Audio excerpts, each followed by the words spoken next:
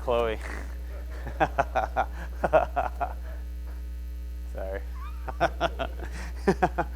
But yes, simmer down now. But yeah, so we do have our annual, as for the or offset the cost of camp for the parents, and so we invite you to sign up in the foyer. Someone will be back there, most likely Sarah, and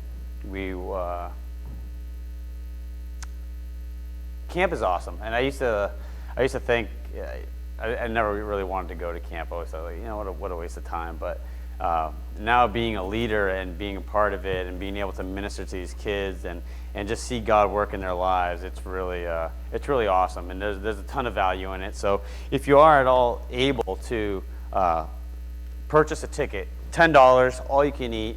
Even if you can't go and you want to give the money, we'll take it. We'll take your money. So, I had a lot of people, I guilted a few, I can't go because I can't eat. And I said, well, we'll take your money and we'll eat for you. So, if you are able, please come out and support these kids, support your teens. So for those of you who don't know who I am, my name's Angel. I am one of the youth pastors here. There's several of us that work with the youth in this church. So I'm one of the faces, and so what I have for us tonight, or for you guys tonight, I've titled it "What If." And so I was thinking about this. I thought about like some of my what if statements, and Kim's probably gonna laugh because I have all these things that I always say, I wish I could have done this. I wish I could have done this. Or I want to do this. And so like my first what if is, what if I was a Navy SEAL, right?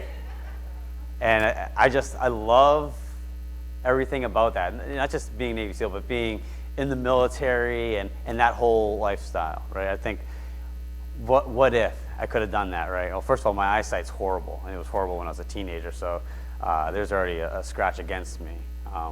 And I didn't keep up with my grades either. But I always think, what if I could have done that, right? What if I could have done that? And then, my other one that I think, what if I could have spent more time playing football, a few more years playing football, right? The NFL was fun, and playing in the NFL was great, but what? I played the NFL. Yeah. The neighborhood football league? You guys?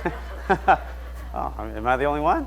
Oh, but I loved playing football. It was so much fun. Even though I fractured my neck in a football game and all that, I loved it. I loved the camaraderie. I loved just digging deep and just hitting people, and it was great. I wish sometimes I singer. I like to sing. I get a little crazy.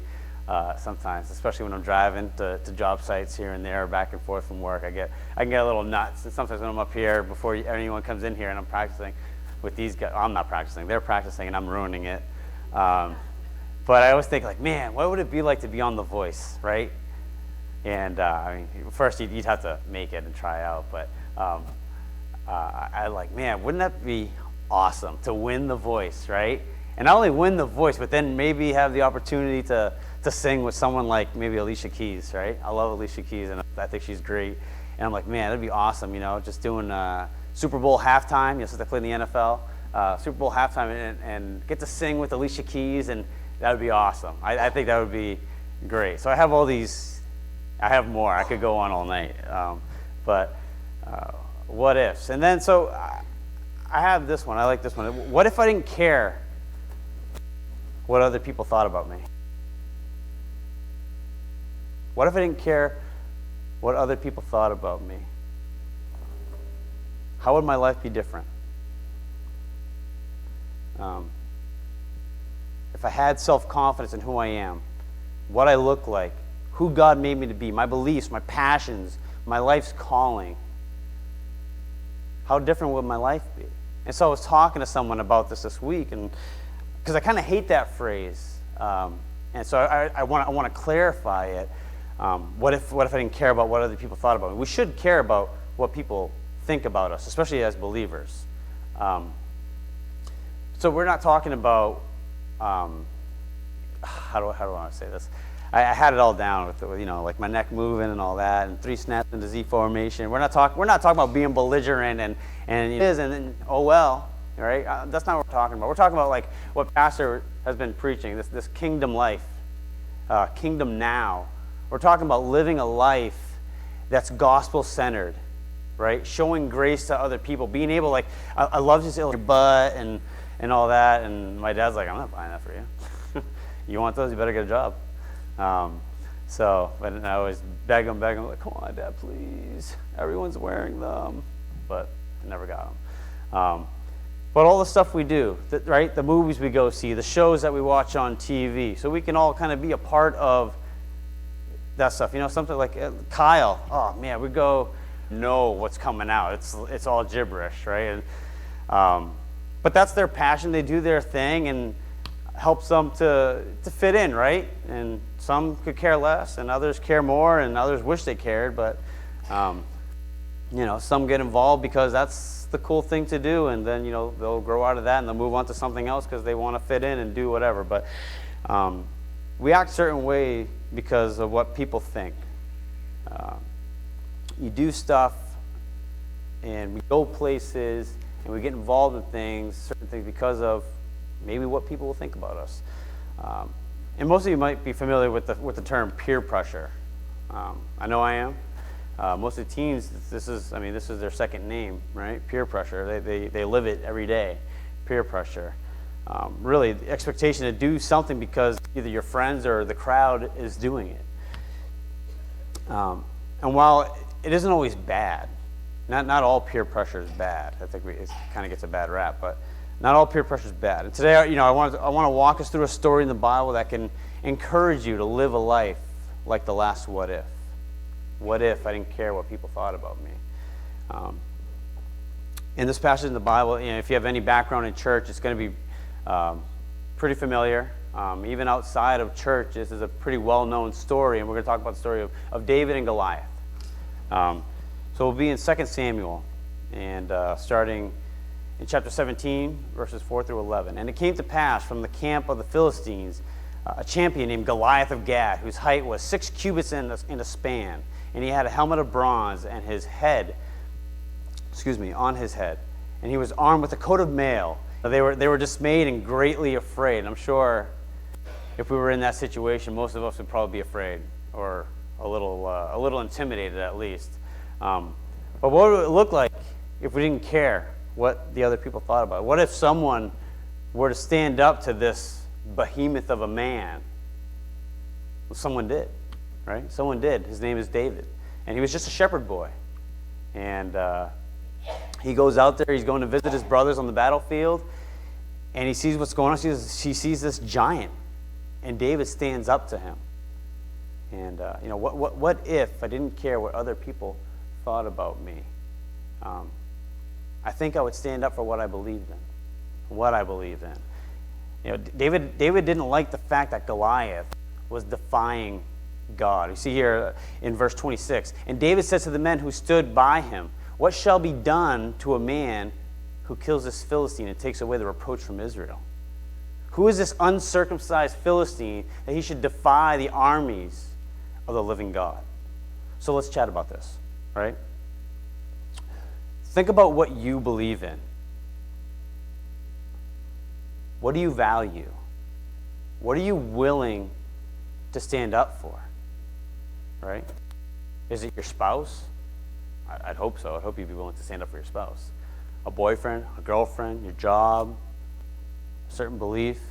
What is this example of my own life and some battles that I've had to have just within my own family, immediate family, and that's some don't like that we homeschool our kids and that my wife stays home and homeschools them, and that's something that we believe is right for our family at this point in our life where we're at, and that's a sacrifice that we're willing to make. And there's some that disagree with that, and they think, you both should be working and providing for the family, and those are difficult and awkward conversations to have.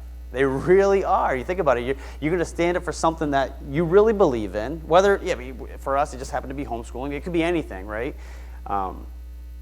It's awkward, and it's uncomfortable. But I'm going to stand up, and I'm going to defend the fact that this is what we want to do. This is what's right for us right now. It's not right for everyone. Not everyone can do it.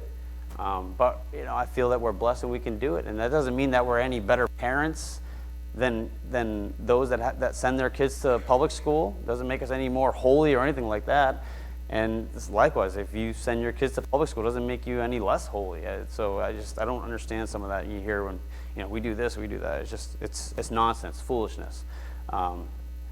But those are sometimes when you're going to stand up for something, especially your faith, right? When you get into those awkward conversations, like Pastor said, sometimes I've been in those positions where I guess defending what I believe, and real quick I find out the person that I'm talking with is like 10 times smarter than I am, and I'm just like, oh crap, here we go. I'm in big trouble. I'm like, oh my word, what are we gonna do? But that can be awkward, and you're not gonna have all the answers. But what are you willing, or what do you consider worth standing up for? And I think if I'm willing and I didn't care what other people thought, I think I would. Some cases I would stand alone, right? I would stand alone for my belief. No one else would fight, but David offered to go, right? And here he is, right? David. He's probably in like the 10th grade, 135 pounds soaking wet, willing to go up against this giant. And he cared less about what was popular and what the other guys in the ranks, even his brothers were right there. They all thought he was crazy. Like, what's wrong with you? He's not a trained soldier like these guys. He's not trained to fight. But he's willing to risk his life, even though everyone else thought he was crazy. He was willing to stand alone. It says in verse 32, and David said to Saul, let no man's heart fail because of him. Your servant will go and fight this Philistine. All right, so teens, pay attention. Right, this one's for you, and adults. You guys can have part of this too. But sometimes in life, you're going to have to make a choice, and the choice that you may need to make may have you standing alone. The choices, the stands that you have, you may be all alone in that. To stand alone for your faith when other Christians want to sit down. To stand alone when everyone else is afraid or weak or paralyzed by the peer pressure. I can't tell you how many times when I was a teenager that I've given into the peer pressure and just went with the flow, went with the crowd just to fit in. Just to fit in. And then all this other stuff happens. I can't give these illustrations. We can only do these on Saturday nights, so I don't want anyone to get crazy. But David stood alone, right, against the giant. Everyone else was afraid. And here's the crazy thing: like, logically, David doesn't have a chance against Goliath. You think about it. I mean, really, it's like me taking on Stephen, Josh, Zach, Pat, Jason, Daryl, Brian, all you guys at the same time. I mean, those are the odds. Not in my favor, right? And really, this is what's going on. I mean, you look at the track record. Goliath, he's a trained fighter, right? He's probably got 10,000 kills to David's 0, because up to this point in David's life, he hasn't been in battle, right? So it's crazy. And now, I mean, the giant or the giants in your life may not be this big behemoth of a killer, right? It may not be this warrior, but it carries the same weight. It carries the same weight. And they've destroyed a lot of lives because nobody stood up to those or to them. Maybe your giant is peer pressure, and you're feeling pressure to have sex, do drugs, to steal, lie, and cheat. Well, just like David was, the first step to overcoming these giants is to not care what other people think, to stand up for what's right and what you know God has called you to. I think if I didn't care what other people thought, I'd stand strong. Listen, to be a leader, leaders know what they believe. And they're willing to stand alone if they need to. Verse 33 through 37. And Saul said to David, "You are not able to stand against this Philistine and fight with him, for you are but a youth, and he has been a man of war from his youth." But David said to Saul, "Your servant used to keep sheep for his father, and when there came a lion or a bear, I took the lamb from my flock, I went after him, and I struck him and delivered him out of the mouth. And if they rose against me, I caught him by his beard, and I struck him, and I killed him. Your servant has struck down both lion and bears, and this uncircumcised Philistine shall be like one of them, for he has defied the armies of the living God." And here's really the crux, and here's how David's able to do all this. And David said, "The Lord who delivered me from the paw of the lion and from the paw of the bear will deliver me from the hand of this Philistine." And Saul said to David, "Go, and the Lord be with you." I mean, how awesome is that? I mean, you think about it, David, he's just a punk kid talking to the king. I mean, he's got a lot of guts right there. That's an intimidating situation. You're going to approach the king and talk to him like that. His confidence isn't in himself. His confidence isn't in his ability, right? Because if you think about it, he's just a scrawny little kid, shepherd boy. And his brothers are trained warriors, and they're all looking at him like, "Who the heck is this? Who do you think you are? Go tend the sheep," right? That's what you are. You're a shepherd boy. But David's strength, David's might, it all came from God. And he knew that. And he gave the example. Listen, I fought lions. I fought bears. And God delivered me from them. God's going to deliver me from this guy. And he didn't care what the other people thought. Right? He knew that this is what God had called him to do. And he was willing. And I'm sure he was willing to die even for this cause. To be filled with God's power and strength is to stand against the giants that you face. And here's the cool part. Here's a spoiler alert for those of you that don't know the story. David kills Goliath, right? He kills him with one stone. Takes his sling, knocks him in the head, falls forward, and he takes his own sword, Goliath's sword, cuts his head off, and then David leads the army to victory. And because David, he was standing up, and he stood tall, and David did a lot of cool things, and eventually David becomes the king. And his life, if you read about his life, it's amazing. Now, David wasn't perfect. David did some horrible things. He wasn't perfect. Most of us wouldn't even want him in this. But here's what the Bible says about David. Acts 13:22.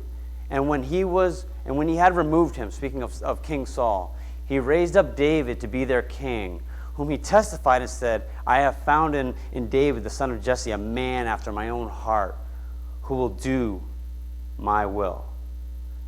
And this is the description that I hope comes to fit you and I.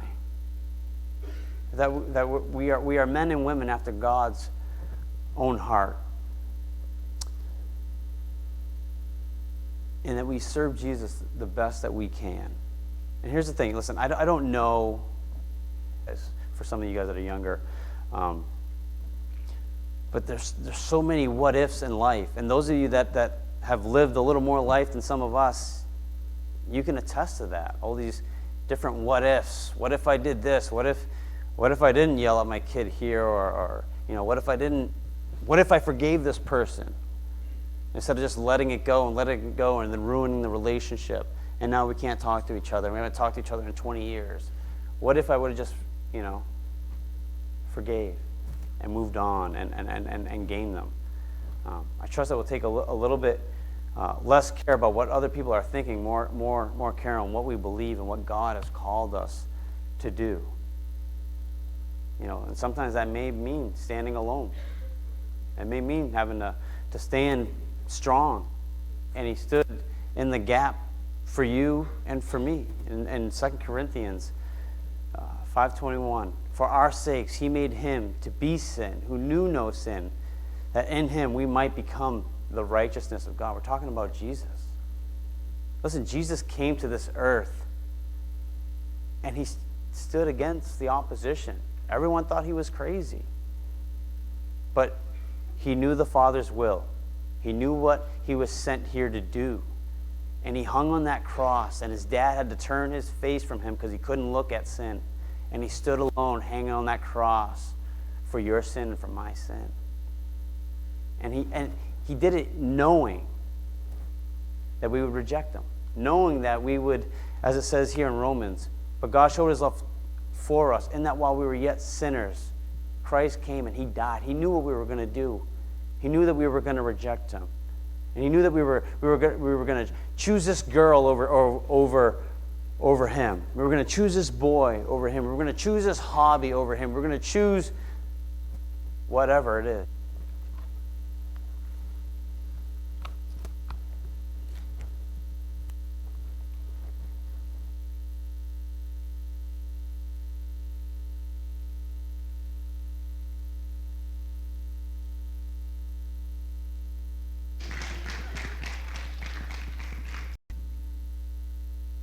You decided not to come to church one day when you heard the message. So peer pressure is big. I think we lose perspective on it. We attribute it to kids, but have you ever, adults, do you ever see it? I mean, as old as I am, you see it. You know, we get people, occasionally, if I acted in an inappropriate manner. What if I got on their case? I think there's a lot of things we can look at from the peer pressure issue that it's not a kid's sermon. It's an adult sermon. And it starts as kids. But I think it brings us right up to where we are as adults. So I appreciate the message. I once did a study, I think, and if memory serves me correct, I don't know how tall Shaquille O'Neal is. He's like 7 feet 4 or 5, something like that. 7'6". I'm pretty sure Goliath stood 9'6". So I'm 6 feet. This is about a 3-foot rise. So me standing on this stage with just a Goliath would have been a little bit taller than me. And like Angel said, David was 15. When I was 15, I hadn't quite reached 5 feet yet. So look at the difference. But what if David hadn't have done that? How would that have changed history for us, do you think? I've never given it a big perspective, but what if he didn't? Before we break, I know we're a little early, but who has prayer requests? I'd offer up Hattiesburg, Mississippi. 2 police officers got shot there last night. And if I read it right, 1 white, 1 black. So they do have the people that did it, but it seems to be, there's not a whole lot of race war at this point, I don't think, but there's a war in blue.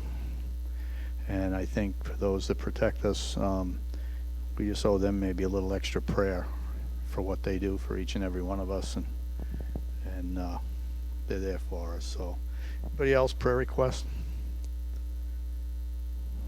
Jen?